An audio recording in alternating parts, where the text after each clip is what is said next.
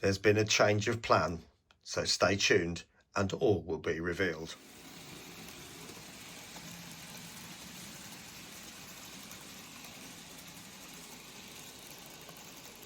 Well, good morning everyone and welcome back to Piccadilly. And yes, finally made it to the Easter holidays. And looking at the layouts, there has been a change of plan. Not a serious one, but hopefully a logical one. Now, I did ask a few months ago, just after Christmas, what area would you like next? Which would either be the station approach or Glossop, as we're coming towards, I won't say the end of the build, but it's certainly on the latter half, isn't it? Now, there has been a few issues arise, and I say that gently because they're not massive. But when I did the 4-line conversion a few months ago, I ended up with a few trains stopping on the Insel frogs. And as I pan you around, you will be able to see they're all over the place. And there's a lot of electrofrogs already in, but the Insel frogs are the ones causing the stoppages. I mean, even on a train like the HST, if one bogie is not picking up as well as it should, all the power has to come in through the other one, and that can cause a stoppage, particularly over a gap of 2 centimetres, whereas you can see the Insel frog, the electric frog next door, the gap is probably about 6 millimetres, which is a considerable difference from there to there. So that's why I'm going to do it. But as you can appreciate, these points cost money. Now, I haven't got all the ones I need.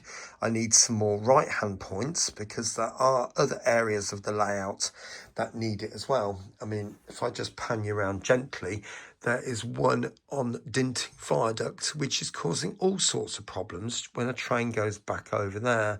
This one needs a frog juicer fitted, so that's not going to be such a problem. But that one, yeah, needs to come out. It's got to. So my thought is I will start fitting these when I can with point motors, whether they be surface or underneath, and then buy the other points that I need as and when I can. And that will be as and when. They do cost quite a lot of money each, as you can see just there. So I'm going to start Glossop next. Now, the big elephant in the room that people were putting forward, and there were quite a few people who mentioned it, you'll be leaning over Glossop to do this area. Well, I'm standing in the well just here, and as you can see, I can reach this easily. I'm not stretching, I'm not touching the layout or the edge of the layout near me down here. I'm not touching that, and I can easily reach all of that. And those areas over there, I can be standing over that side. But not only that, this comes out. Apart from the track connections at this end and this end, it just unclips and lifts off. So I can easily get to this section without any problems whatsoever. And likewise, all of Glossop if I need to. But, you know, I can take it away and just do it downstairs. It's not an issue at all. So next thing, let's go and have a look at Glossop Station and see what it's like.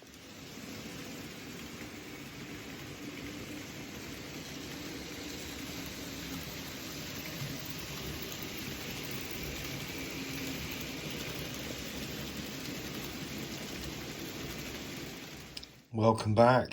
So you can see here I've got Glossop Station on the iPad, and if I was to turn that in the same orientation, that's what you see just there.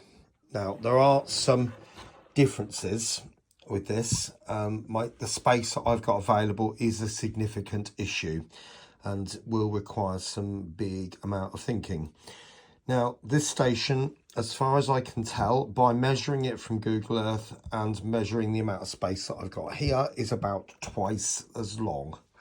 So I would need about 1.2 meters to make that more or less scale size. That is just under 600 millimeters. So obviously around about the halfway mark. And also you will notice that the buffer stop is around about there. And then that looks like the ticket office at that point there. So, you know, the buffers are about halfway along the building. Well, as you can see from here, although this is not staying, obviously, even if I cut the buffers back to about there, I don't want the train to start going around the corner. So that's probably the maximum I can do. And then it leaves about that much space there.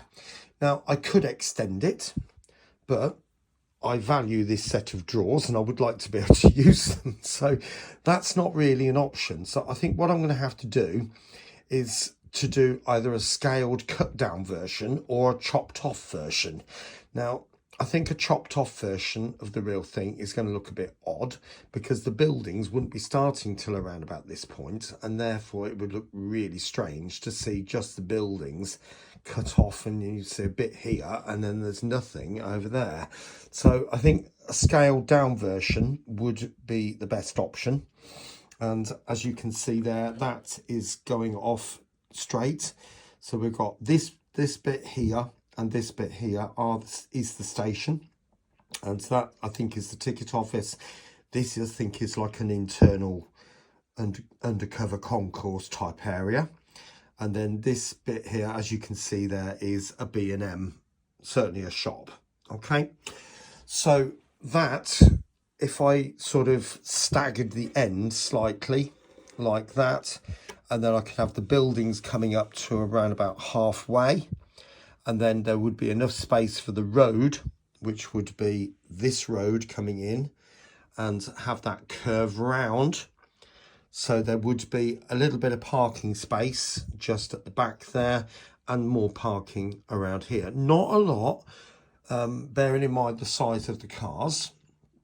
I thought I'd put 3 different types of vehicles there so you can get the idea of how big we're working at. But I think there'll probably be enough space to put a small car park. Now, the other thing I want to point out is Howard Street. Now, that is a sloping road. Now, it's not easy to see from a bird's eye type view, but if you look here, there is a wall running down here, and as it goes further down, that wall starts to increase in height. Now, it's not the wall, it's the road sloping, because as it goes further, it comes under a bridge. Now, bearing in mind that that's a double-decker bus, and I may choose, it would have a height restriction upon it, but it would be nice to sort of model that bridge. So if I cut out a slot down there and then the road just turns left under the track, I might be able to indicate a low bridge around that way, which would be you know, I think it would be nice to be able to do that. How realistic I can make it is you know, like I said, it's going to be my own version of Glossop. This area here obviously is houses, and there's no way I'm going to fit houses all the way down there. It's just not going to happen, particularly if the road comes to about there. It's going to be very squashed. So I think it would be better really to fence this area off, or bushes along there, and just give some space really, instead of trying to cram it full with, you know, detritus, I suppose, for want of a better phrase. So I think that's going to be the best option, and just do a version of it. Now, I'm not going to go in here now, but there is a walkthrough of this building where all these dots are. If I press that button there and it goes blue, you can see there are lots of dots all around, and they're places where you can actually just sort of plonk yourself inside, so to speak, and you can just have a wander through, which I think would be nice when I come to do it, and you'll be able to see exactly what it's like.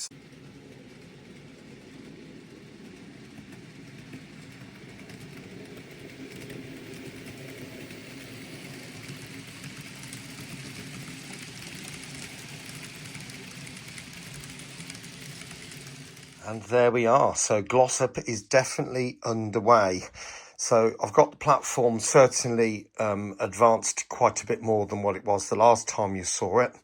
So I've decided now to do the buildings so that they go out into the middle of the station. So it does kind of look more or less like Glossop actually does.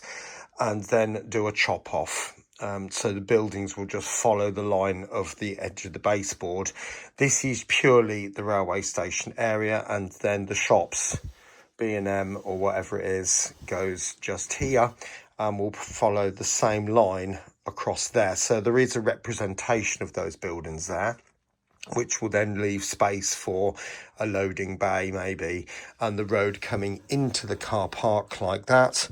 And then there'll be space for parking all around there. And then that can be just a grassy bank. There is a garden centre in this area, but I'm just not going to have space for it. So again, compromises have to be made, as there have to been across the whole layout. Now, the other thing you will probably have already noticed is the road. I did say this was a sloping road. Now, from the Google images that I've got, and very good images, I must stress, it does appear that the road is quite flat first and then starts to taper off. So hence that's why I've tapered it from here. I may bring it back to this point, so I may just sort of score that across and then just sort of taper this piece down a little bit more. I am going to surface the road so it does look a little bit neater than that, obviously. But then I gave the impression that I would do a low bridge. Well, then I looked at Google Maps, didn't I? And then look at the height restriction on that. So 10 feet. So there's no way a double-decker bus would get underneath there. The average double-decker bus is between 14 and 15 feet high. So, you know, we're not going anywhere close to that with the bus.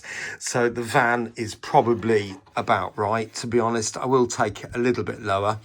It's got to clear these bridge supports, obviously, so realistically we're probably looking about there. I will twist this back so it comes more flat, because it's obviously the same angle as the rest of it at the moment, but it's definitely making a start. And then this is a lovely girder bridge going across here, hence this piece of track been removed, and yes, that bit will soon straighten out, no problems whatsoever. So yeah, we're all underway. And then down this side, I've just literally just sloped it off just to give it a grassy bank. And then we'll probably just sort of have a little bit of scrap land, maybe here, maybe a bit of detritus. I don't know at the moment. We'll see. If you've got any ideas what you think I could put here, I might even be able to start putting houses in from about here. I don't know at the moment. I might get a couple of houses in that section. We'll see. We'll just have to see. And then this could just be, that could be somebody's garden on the corner here, and then sort of just grass, meadow land going off towards the line down there, and then some bushes and trees to sort of mask this area off a little bit. That could work. So anyway, right, I think I am going to leave the video there. I hope you've enjoyed it, seeing the start of this new section with Glossop, and I will catch you again very, very soon here on Piccadilly. You take care of yourself. Bye for now.